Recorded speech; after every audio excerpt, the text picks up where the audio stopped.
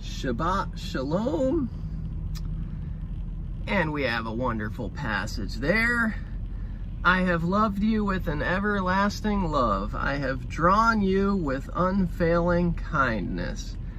Jeremiah 31:3. And I think what I'm going to do something unique here today. I'm going to sound the Sabbath trumpet, and I'm going to drive closer to the people and blow the trumpet. So here we go.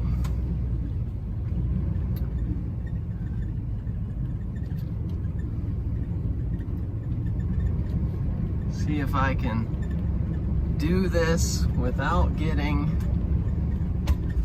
in an accident.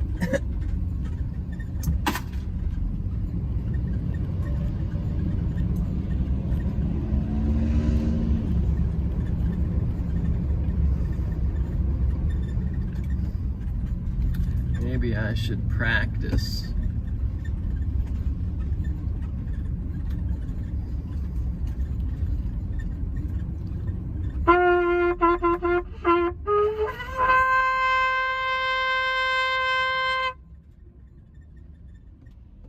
Sabbath day!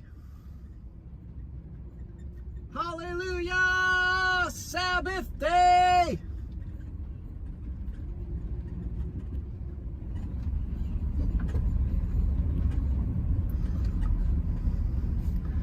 Let's try and get right toward the front door.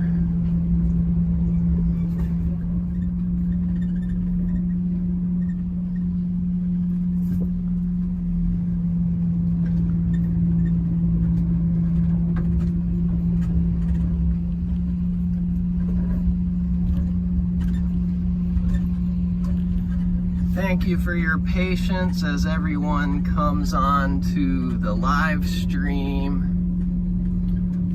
Here's a good place.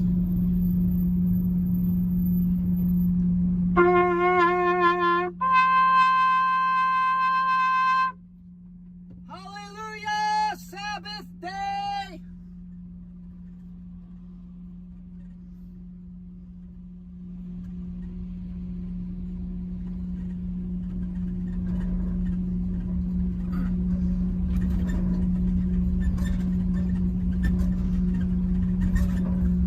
Hello, happy Sabbath day.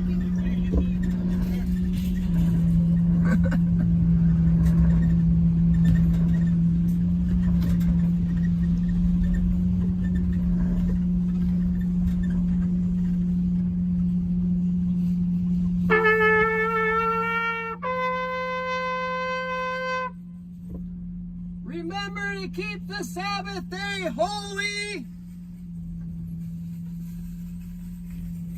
Happy Sabbath day.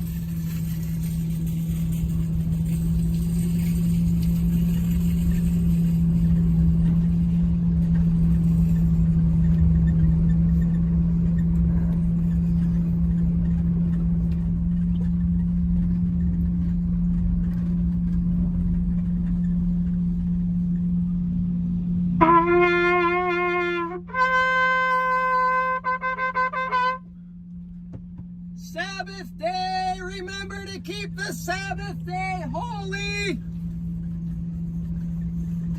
Hallelujah.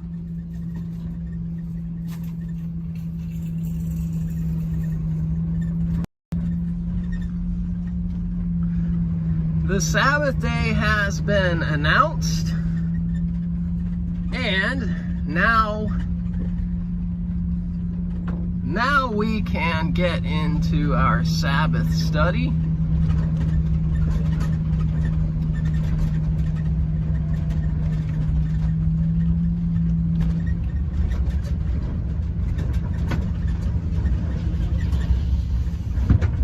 About two types of brides, one adulterous and one faithful.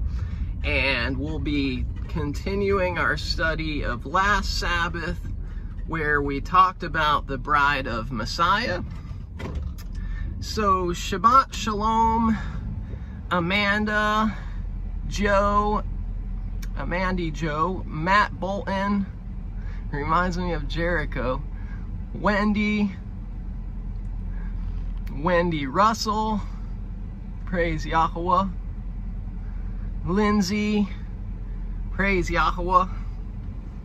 I blew the shofar pretty good, hallelujah. Let's just turn the green screen back on and get right into the scripture study. And I do have to sit in the sun today again, so the phone could possibly overheat. Oh, I forgot what I did last time. I actually set up, I kind of blocked my phone a little bit, blocked out the sun. Maybe I can do that again.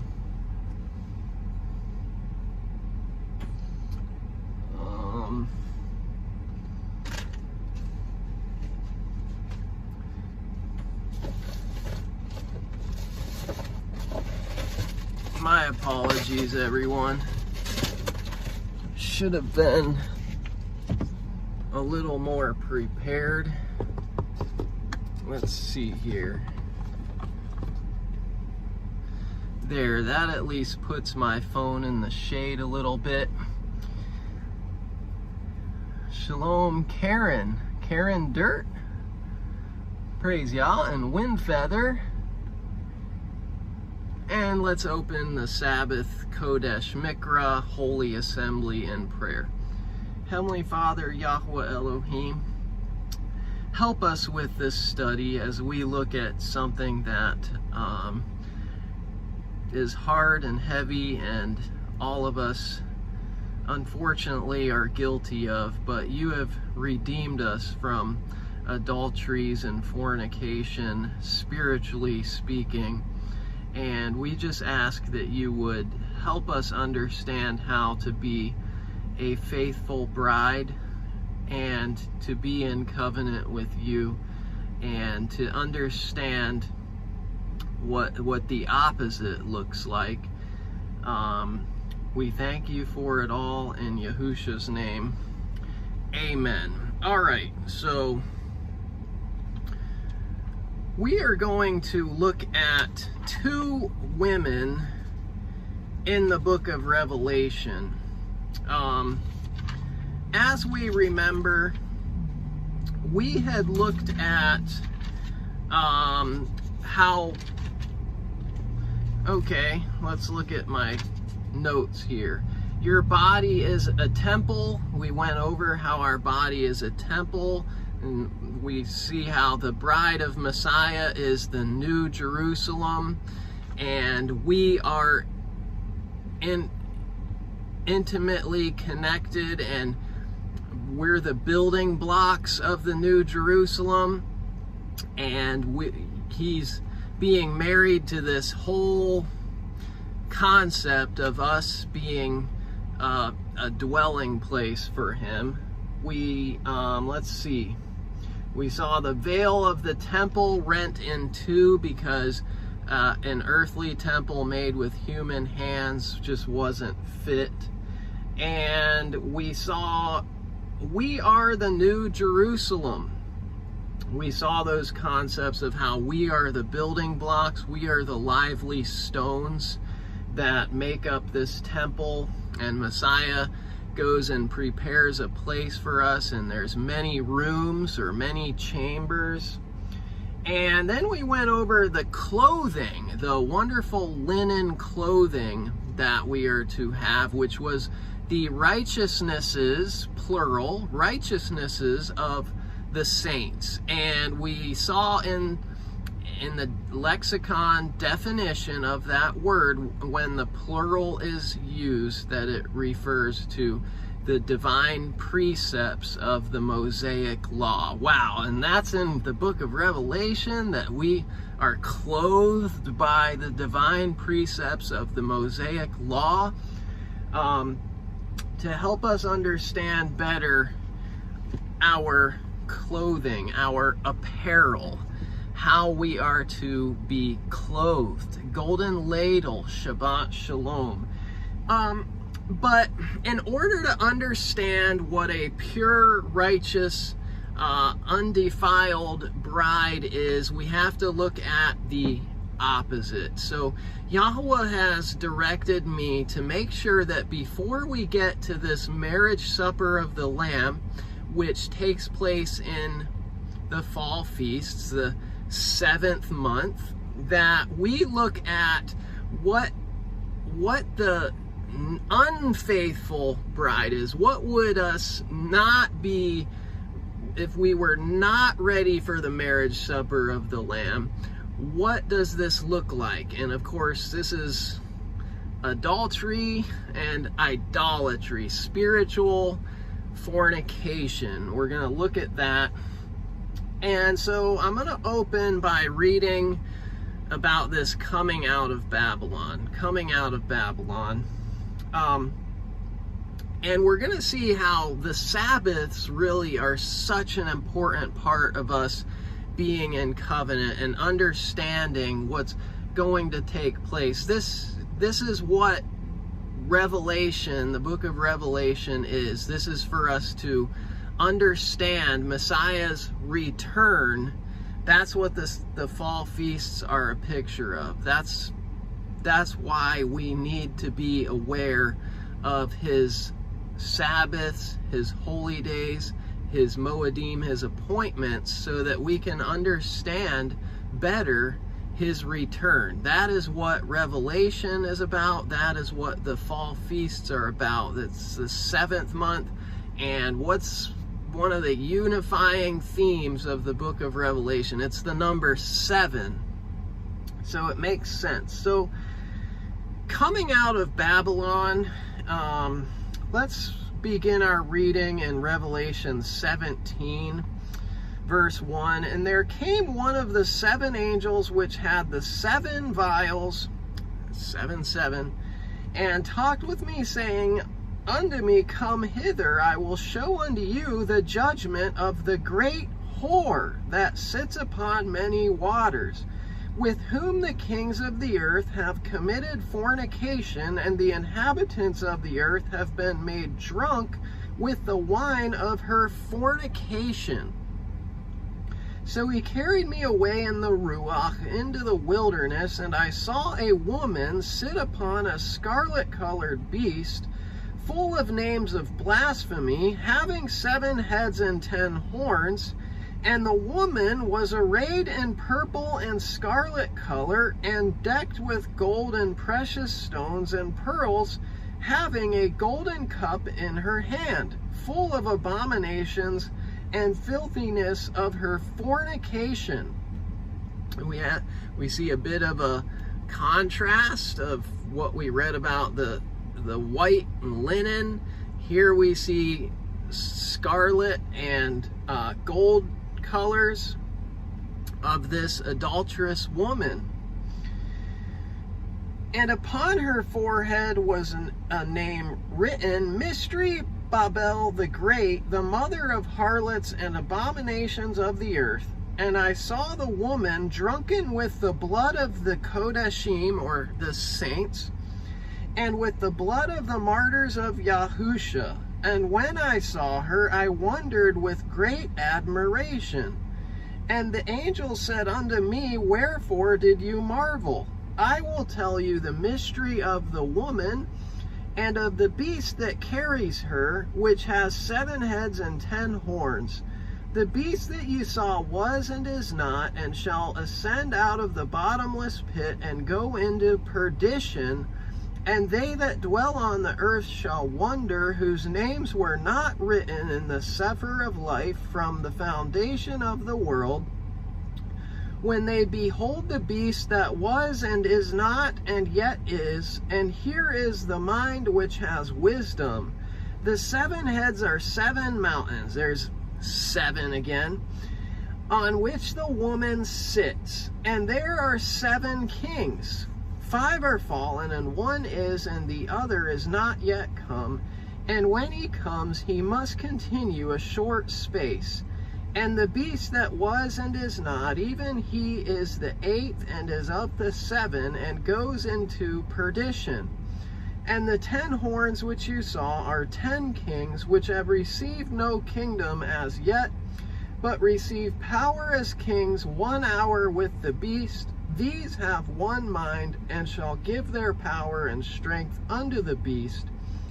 These shall make war with the Lamb, and the Lamb shall overcome them, for he is Adonai ha-Adonim, and Melech ha-Melechim, and they that are with him are called, and chosen, and faithful. And he said unto me, the waters which you saw, where the whore sits, are peoples, and multitudes, and nations, and tongues.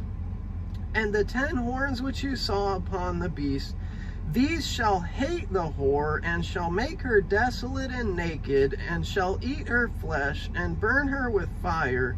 For Yahweh has put it in their hearts to fulfill his will, and to agree, and to give their kingdom unto the beast, until the words of Yahweh shall be fulfilled.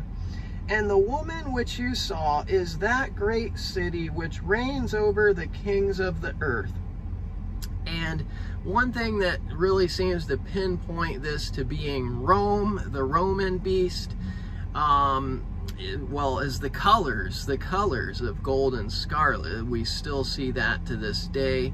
You know, we see that great city being, if it's the Vatican, we see how a lot of these things would apply.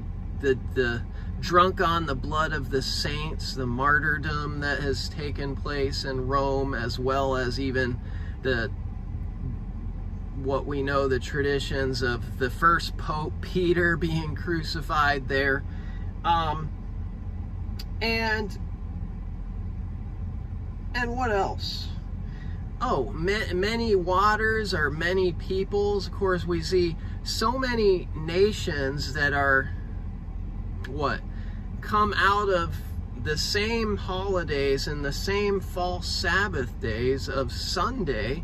You know, even Russia, Putin is an Orthodox Christianity. So even you go up into Russia, you go to France, you go to all of America and Canada, you go to the UK and many parts of Africa, and you know, the whole world really has been drunk by this fornication and this whoredom that is found from this city, this great city that wanted to change what we're honoring today, the true Sabbath, to a different day, the first day of the week. So we see this whoredom, and that's what we need to understand. Hopefully some people can catch this message before and be able to observe the marriage supper of the Lamb celebration in the 7th month. So,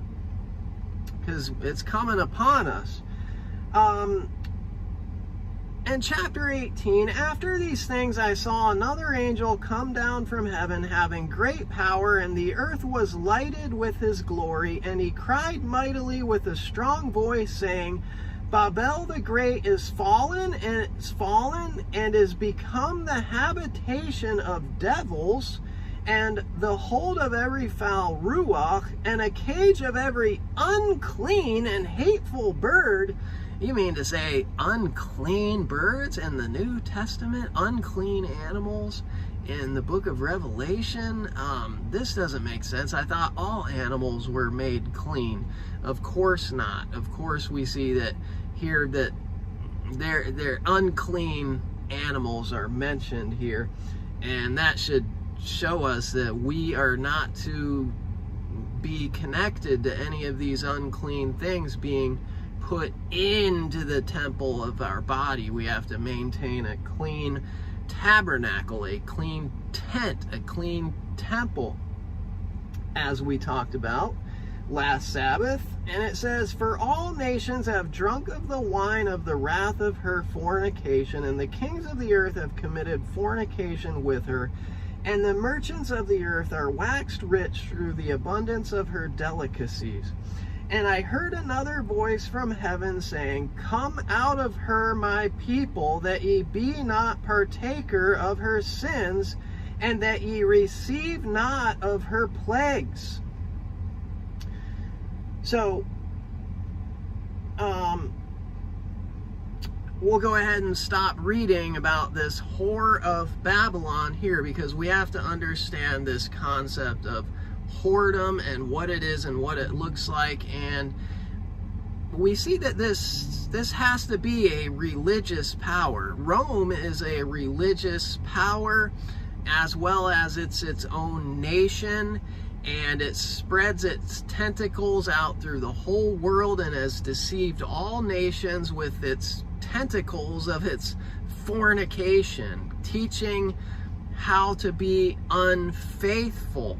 So this has to be an entity that people who believe in the marriage covenant with Messiah, they do believe in that. However, they have participated in adulteries and fornications and whoredom. So that helps us understand better. So yes, in order to come out of her, my people, we do have to have patience. There does have to be his people in this system that have to come out, and we believe that people still have to come out who are believers in Messiah. So let's see. With that, in the background, you see Jeremiah 31:3 about Yahweh has loved you with an everlasting love, and that actually reminded me to go ahead and open up to that passage in Jeremiah 31 and just read that real quickly.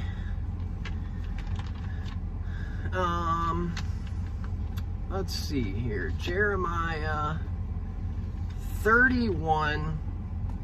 And we're going to see again how Paul explains Jeremiah 31. Paul explains it for us and makes it very clear that it doesn't make sense to say that we are not his bride. Only the New Jerusalem is Messiah's bride. We'll see that here, because that is being taught, that the people, the believers in Messiah, are not the bride. That's a teaching that's out there, so hopefully we'll be able to squash that. But Jeremiah 31:31, "Behold, the days come, says Yahweh, that I will cut a new covenant with the house of Israel and with the house of Judah, not according to the covenant that I cut with their fathers in the day that I took them by the hand to bring them out of the land of Egypt."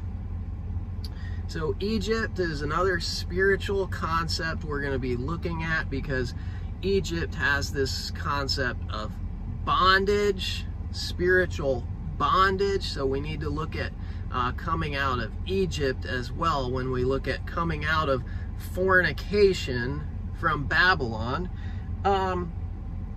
"Which my covenant they broke, although I was a husband unto them, says Yahweh."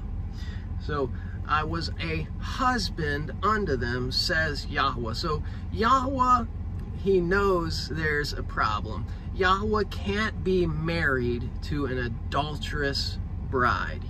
This is a marriage that doesn't work. He can't be married to an adulterous bride. Something has to happen.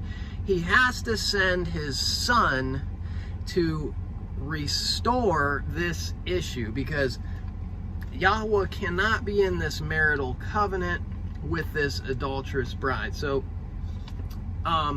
which we went over at Shavuot about the marriage covenant, the 10 commandments, the contract that was given for us to obey. We went over that, and Of course, if we read on, it says, verse 33, but this is the covenant I will make with the house of Israel after those days, says Yahweh. I will put my Torah in their inward parts and write it in their hearts, and will be their Elohim, and they shall be my people. So it's not getting rid of the law. It's not getting rid of the contract, because if we don't know the contract, then we're going to be an adulterous bride again. We have to know what the contract is. We have to know what laws are being put in our hearts. We have to be familiar with it. So Paul explains this, and hopefully we'll get understanding today from the Ruach of Romans chapter 7. Interestingly, written to the Roman beast is this written to, and Paul explains what this marriage is, and yet they became unfaithful. So let's see Romans chapter 7. Know ye not, brethren, for I speak to them that know the Torah. You'll twist this. If you don't know the Torah, you'll twist this. How that the Torah has dominion over a man as long as he lives. For the woman which has a man is bound by that mitzvah, or law, one individual law of a husband and wife, of marriage, to her man so long as he lives. But if the man be dead, she is loosed from that law, or mitzvah, one law, one command of her man. So then if while her man lives she be married to another man, she shall be a woman that breaks wedlock. So here we see the concept of adultery. If you go and be with another man, you've committed adultery. So how is that going to be with Yahweh? Well, this would be to this is on a spiritual level, spiritual adultery, of course. But if her man be dead, she is free from that mitzvah, that law, one command, not the whole entire, not throwing out the whole Torah, so that she is no breaker of wedlock, though she be married to another man. So we know that in marriage, in the law is being enforced here, not done away with. It's being enforced that as long as the both parties are living, the marriage is, there's still one. Okay, a party has to die. Okay, so what do we know had to happen? Messiah died. Messiah had to shed his blood. Messiah had to die because of this broken Torah commandment. So the Torah is here being enforced as it stands. He's not doing away with it. It's just, get that out of our heads. Wherefore, my brethren, ye also are become dead to that mitzvah by the body of Mashiach, that ye should be married to another, even to him who is raised from the dead, that we should bring forth fruit unto Yah. So this concept of death and then married to the resurrected Messiah, it couldn't be said any more point blank here by Paul. And we see this as, this is the perfect reflection of the old and new covenants, one on tablets of stone, one on the tablet of our heart. But point blank, being married to Messiah, this is what it is. It was a broken marriage in the old covenant because of adultery, because of breaking the commandments. The commandments get put on the law. Messiah dies. This is the only way to have a proper marriage, is Yahweh has to send his son to die. For when we were in the flesh, the motions of sins, which were by that mitzvah, one command, one law, did work in our members to bring forth fruit unto death. But now we are delivered from that mitzvah, that being dead, wherein we were held, that we should serve in the newness of the Ruach, and not in the oldness of the letter. So here again, this is one of the biggest passages of Paul that gets twisted to try to do away with the letter, but Paul is doing anything but that. He's reinforcing the letters of the law here throughout this passage. But we are to be dead spiritually to this fornication and this breaking of the law. What shall we say then? Is the Torah sin? Never! Nay, I had not known sin but by the Torah. For I had not known lust, except the Torah had said, you shall not lust. So, you know, we wouldn't know what lust and covetousness is. He quotes one of the 10 commandments, the 10th of the 10 commandments. He quotes part of the marriage contract. He quotes from part of the marriage contract that we need to know. Just the same thing as the Sabbath. If we don't know what the Sabbath day is, then we don't know how to keep it. We don't know how to stop from breaking it and have it in our hearts to keep something if we don't even know what it is. So we have to first become aware of what the Sabbath day is so that we can stop breaking it. That's what Paul is saying here. You know, he's looking to the 10 commandments written in the stone, how to put that in the heart. But sin, taking occasion by that mitzvah, wrought in me all manner of lusting. For without the Torah sin was dead, for I was alive without the Torah once, but when that mitzvah came, sin revived, and I died. And that mitzvah which was ordained to life, I found to be unto death. For sin, taking occasion by that mitzvah, deceived me, and by it slew me. So, what is the penalty of adultery? Death. The penalty of adultery is death by stoning. It's an offense that requires death. So, but what happened? Messiah comes and dies for us who was innocent. But we see that the penalty of this adultery of sin is death. So we get set free from what? This law of sin and death, because we committed adultery under the old covenant. We get set free from this curse of the law of sin and death.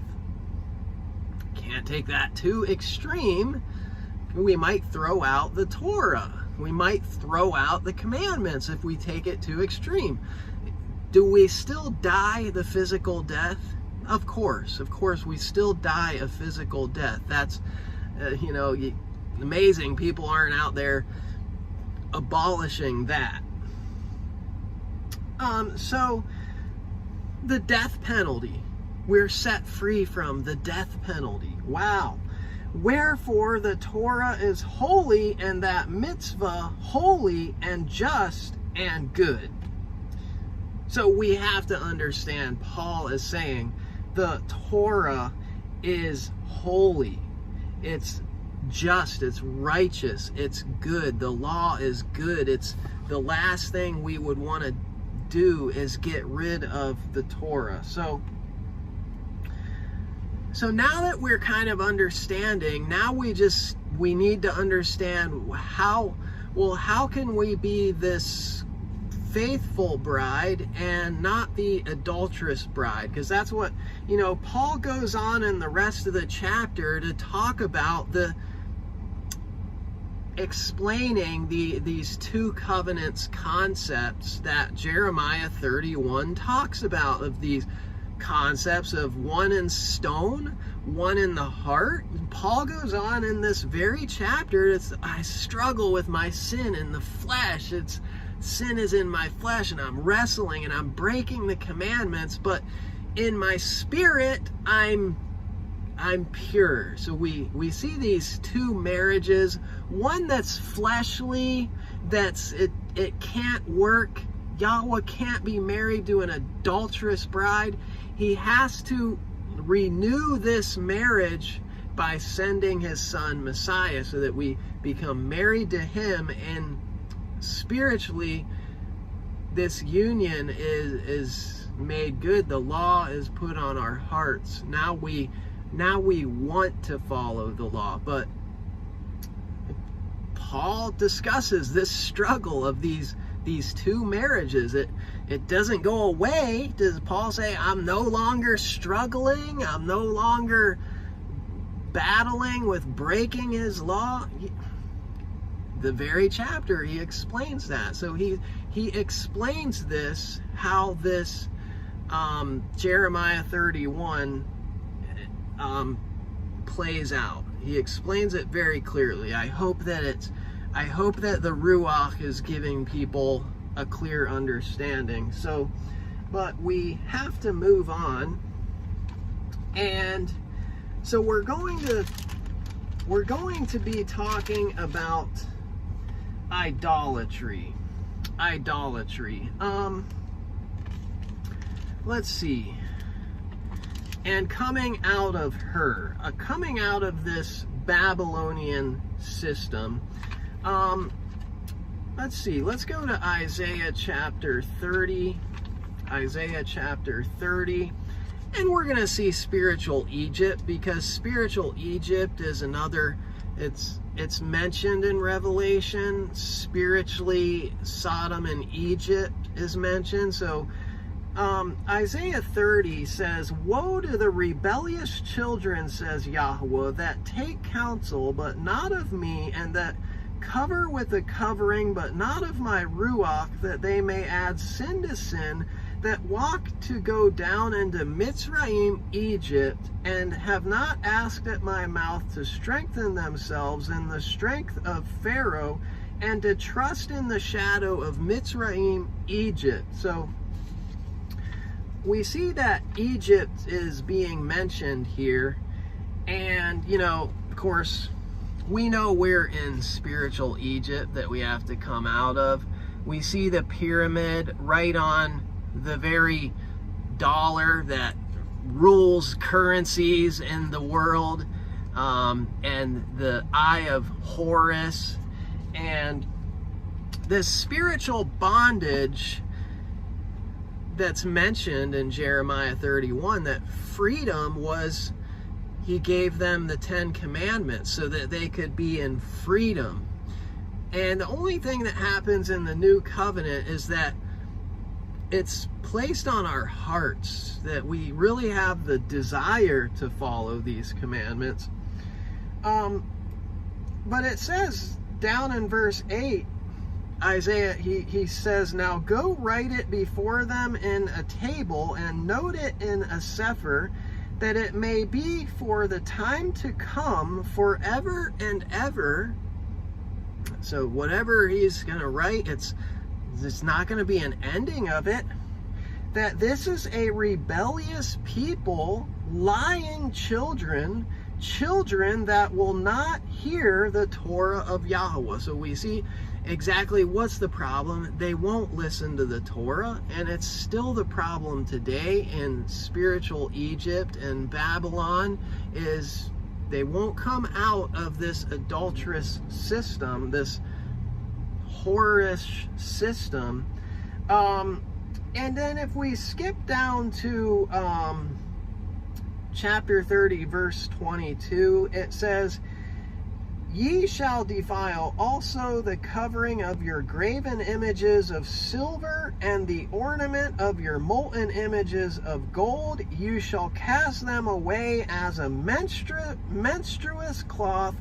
You shall say unto it, Get you hence, or good riddance, as one translation translates. Good riddance of these idols that are we're breaking the Torah. And also mentioned in here is the breach we've talked about. The breaking of a law is what a breach is. And Peretz is the Hebrew word. That's a constellation. It's important to know the constellations. It's important to know. We'll get to that in a minute of why that's important. But Peretz, which is Perseus today, that's mentioned about the breach, and then it goes on to speak prophetically about really what's gonna consummate at the end times, and the restoration at the end times. But what's the problem here is a rebellious children don't want to observe the Torah, and this goes all the way to the end of time. This is not something that was supposed to be written and then forgotten when we get to the New Testament. Of course not. But it says that you will cast away your idols. So that's Isaiah 30 that I wanted us to be reminded of, that we can say good riddance of these things. Let's go to Ezekiel. Ezekiel, let's see, 23, verse 29. And they shall deal with you hatefully, and shall take away all your labor, and shall leave you naked and bare, and the nakedness of your whoredoms shall be discovered, both your lewdness and your whoredoms. I will do these things unto you, because you have gone a whoring after the heathen, and because you are polluted with their idols. You have walked in the way of your sister, therefore I will give her cup into your hand. And here we see this cup of fornication mentioned, and in this case it refers to these two daughters, and these two daughters, who they amount to is the house of Israel and the house of Judah, two houses committing these whoredoms, committing fornication, with whom the new covenant will be also with the house of Israel and with the house of Judah. That's the marriage has to be, the breach has to be repaired. And Messiah comes, he's the repairer of this breach, of this broken covenant, this broken marriage. As we've gone over, what is the problem that causes the judgment on the house of Israel and the house of Judah? It has everything to do with worship, how they would worship, and to observe the Sabbaths, the days, the Sabbath years. If we look back to Ezekiel chapter 20, just a couple chapters before, what is their whoredoms? Verse 12 says, Moreover, also I gave them my Sabbaths to be a sign between me and them, that they might know that I am Yahweh that sanctified them. So my Sabbaths are a sign between me and them. This is our covenant marker, and it's plural too. It's not just only the weekly Sabbath, but it's as we're coming into the 7th month, where there's a lot of special annual Sabbaths. It's all the Sabbaths are these covenant what do you call it? I'm thinking of like a reception or a rehearsal. We're rehearsing for the ultimate marriage supper. So, but it's that marker. So what would be the mark of the beast? If Yahweh's mark is his Sabbaths, the mark of the beast would be something different than his Sabbaths. Anything different, anything that seeks to replace Yahweh's holy days and Yahweh's Sabbaths would be anything that's different from that. That would be a beast mark. That would be beast worship, other days of worship. But the house of Israel rebelled against me in the wilderness. They walked not in my statutes, then they despised my judgments, which if a man do, he shall even live in them. And my Sabbaths they greatly polluted. And then skipping down to verse 16, it talks about bringing them into a land flowing with milk and honey. Verse 16, because they despised my judgments and walked not in my statutes, but polluted my Sabbaths, for their heart went after their idols. So it's their heart going after idols, idolatry. They polluted the Sabbaths, and that's what we see going on today, is even turning away their eyes from the Sabbaths.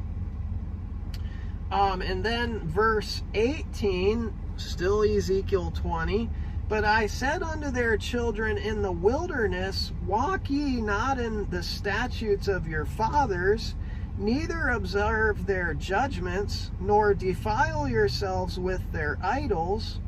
I am Yahweh Elohim, walk in my statutes, and guard my judgments, and do them, and hallow my Sabbaths, and they shall be a sign between me and you, that ye may know that I am Yahweh Elohim. We have to know that he is Yahweh. Ezekiel says that phrase 62 times. They will know that I am Yahweh, but not before they hallow the Sabbath day. They're not going to know what or who Yahweh is. They need to have this covenant sign, covenant marker that establishes them as his people. Notwithstanding, the children rebelled against me. They walked not in my statutes, neither guarded my judgments to do them, which if a man do, he shall even live in them. Opposite of death. The opposite of death is to obey the commandments. As we just read, we die because of breaking the commandments. They polluted my Sabbaths. Polluted my Sabbaths. Then I said I would pour out my fury upon them to accomplish my anger against them in the wilderness.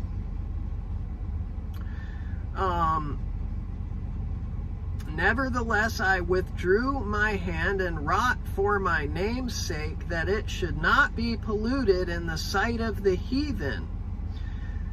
Skipping down to verse 24.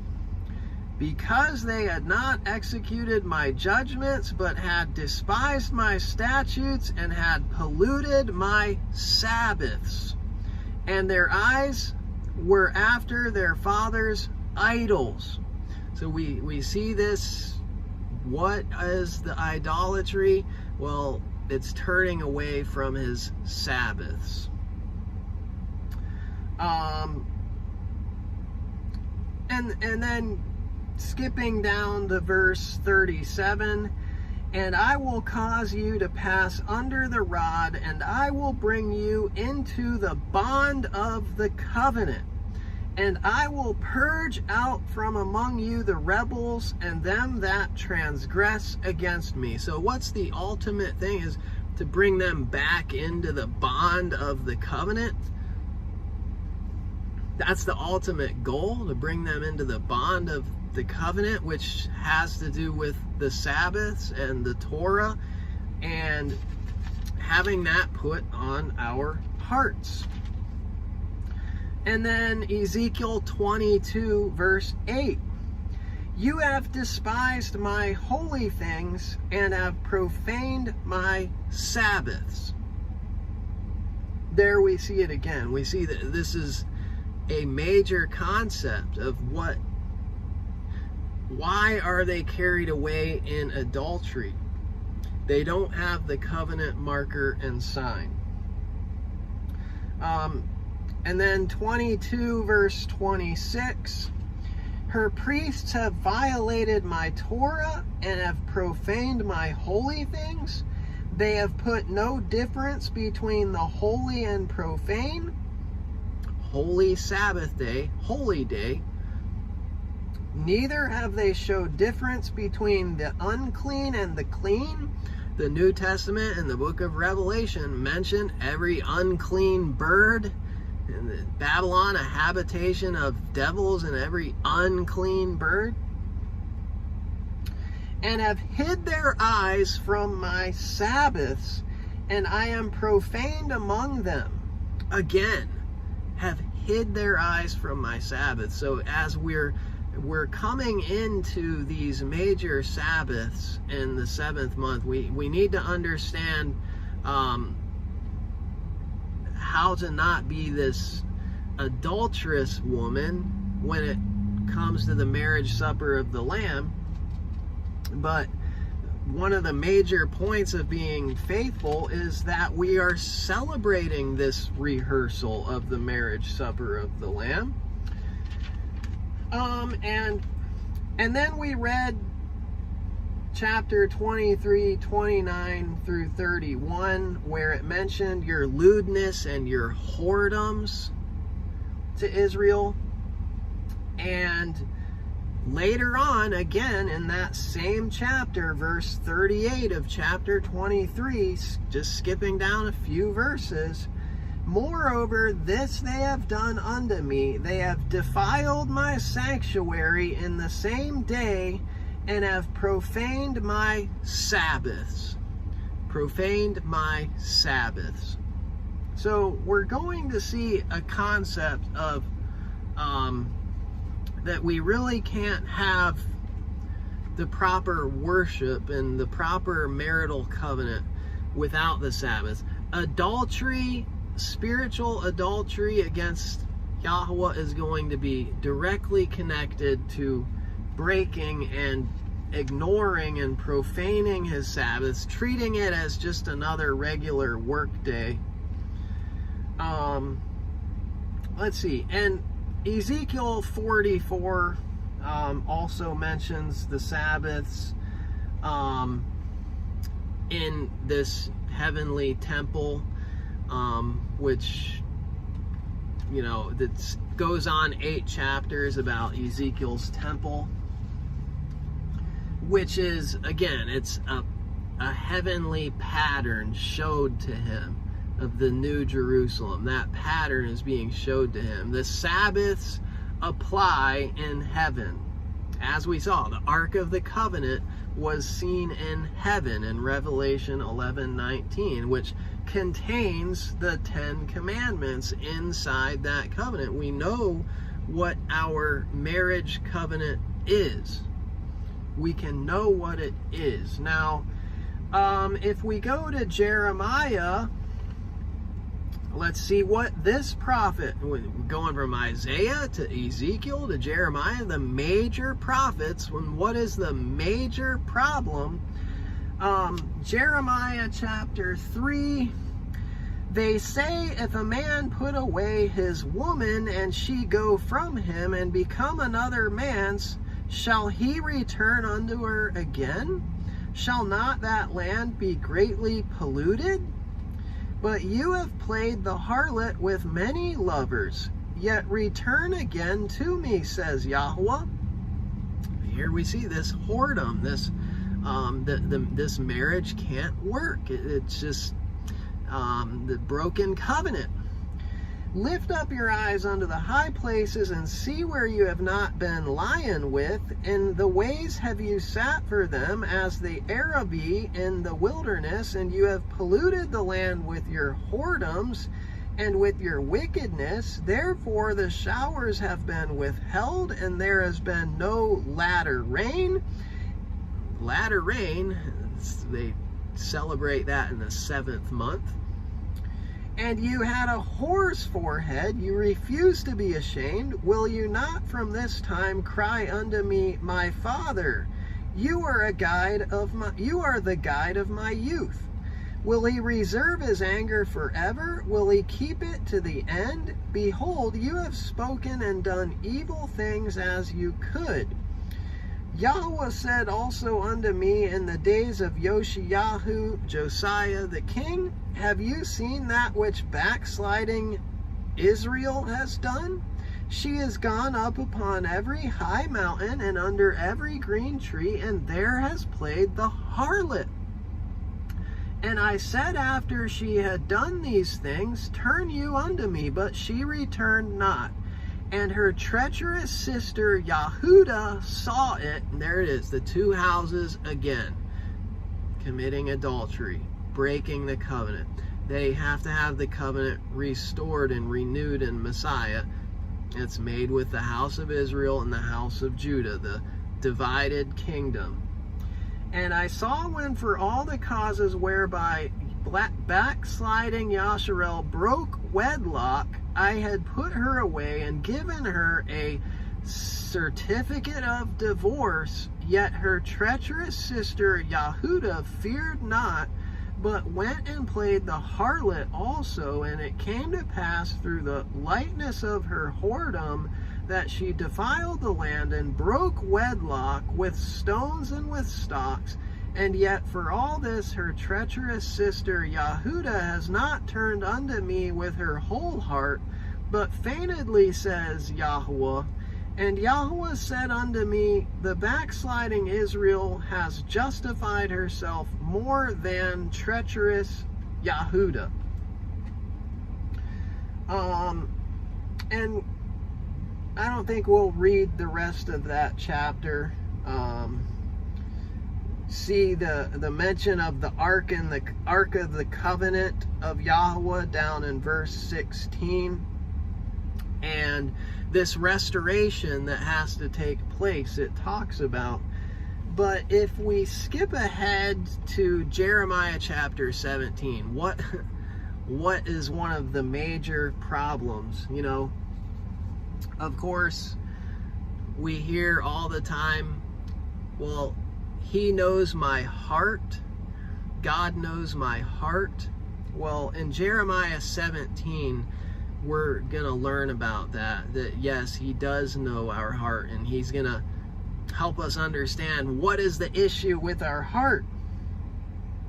The sin of Yahudah is written with a pen of iron, and with the point of a diamond. It is graven upon the table of their heart. The table of their heart. So Jeremiah is going to get to the heart of the issue.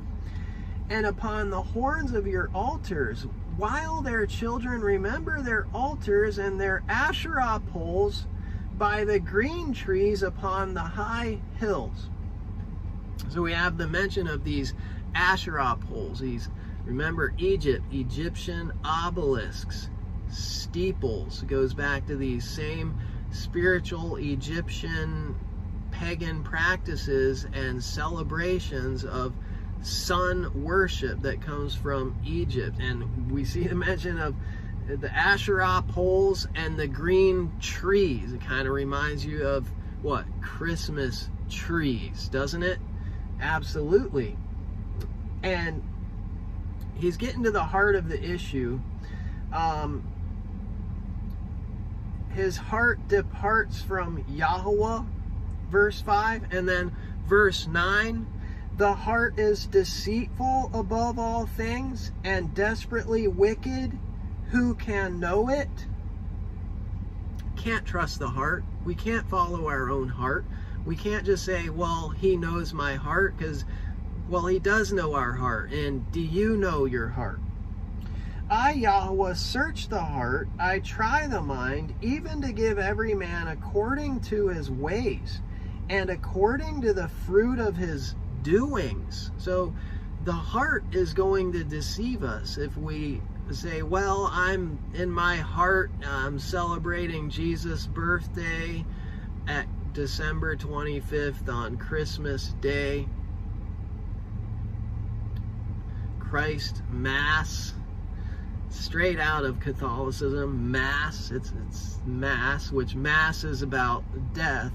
It's about his death. So a Mass celebration comes straight from Rome. Again, it's straight from Rome. It's, you could say you're thinking of his birthday, but it's actually death of Christ. Mass, straight. You're keeping a Mass service. It's a Catholic service. It's a Roman service. It's the unholy Roman Empire. But if we look down then in this same chapter, what's the problem again? Why is judgment why does it come upon Israel? We'll go ahead and begin reading in, let's see, maybe verse 20. And say unto them, hear ye the word of Yahweh, ye kings of Yehuda, and all Yehuda, and all the inhabitants of Jerusalem, that enter in by these gates. So Jeremiah is actually told to go stand in the gate and be a street preacher, basically. Stand in the gate and say this. Thus says Yahweh, take heed to yourselves, and bear no burden on the Shabbat, nor bring it in by the gates of Jerusalem, neither carry forth a burden out of your houses on the Shabbat. Neither do ye any work, but hallow ye at the day of Shabbat, as I commanded your fathers. But they obeyed not, neither inclined their ear, but made their necks stiff, that they might not hear nor receive instruction. So, what are these whorish women of Israel and Judah doing? Working on Sabbath.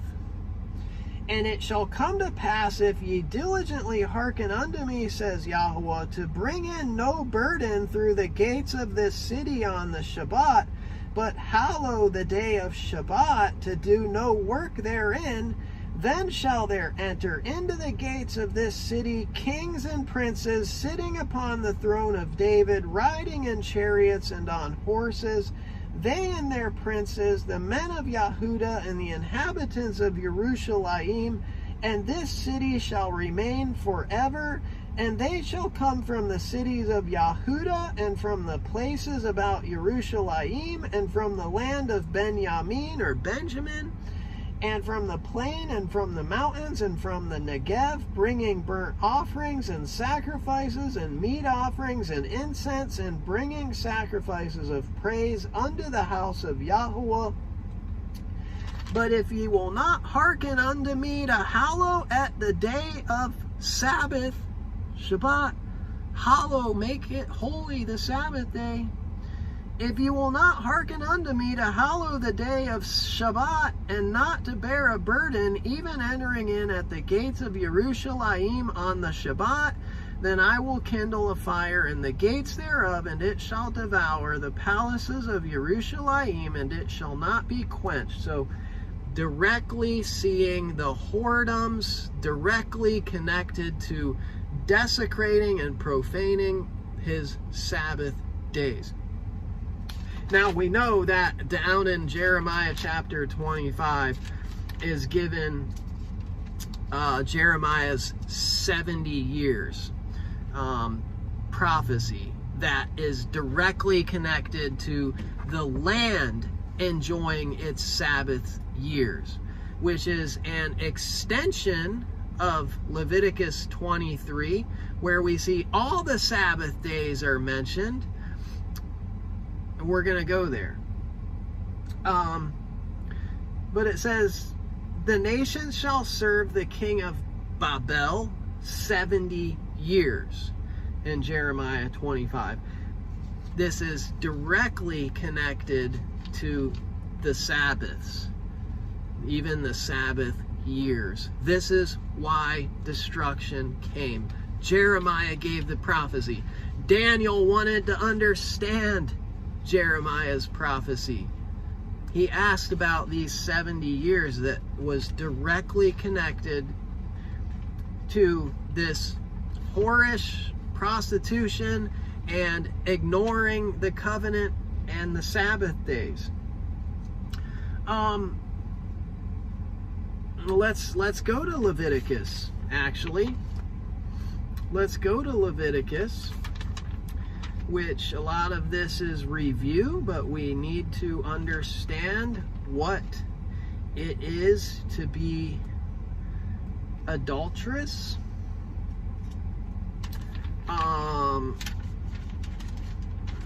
What do we need to see here?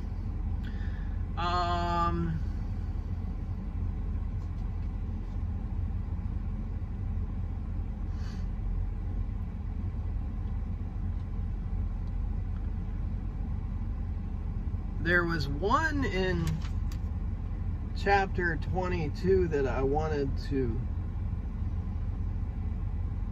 read if I could find it.